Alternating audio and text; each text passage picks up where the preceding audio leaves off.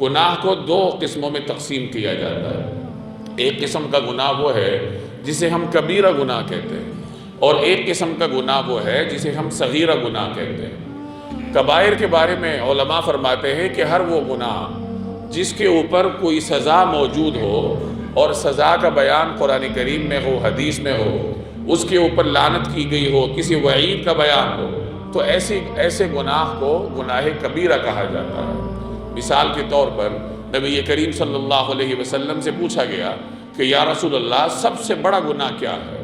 تو آپ علیہ السلام نے فرمایا کہ اللہ کے ساتھ کسی کو شریک کرنا یہ سب سے بڑا گناہ، یعنی یہ اکبر الکبائر ہے کہ کوئی بندہ اللہ تبارک و تعالیٰ کے ساتھ کسی کو شریک کرے۔ پوچھا گیا کہ یا رسول اللہ اس کے بعد بڑا گناہ کون سا ہے؟ تو آپ صلی اللہ علیہ وسلم نے فرمایا کہ اس کے بعد بڑا گناہ یہ ہے کہ کوئی آدمی اولاد کو قتل کرے اس ڈر سے کہ یہ میرے ساتھ کھانے میں نہ شریک ہو جائے، میں ان کو کھلاؤں گا کہاں سے، اس ڈر سے اگر کوئی آدمی اپنی اولاد کو قتل کرتا ہے تو یہ شرک کے بعد بڑے گناہوں میں سے ایک بڑا گناہ ہے۔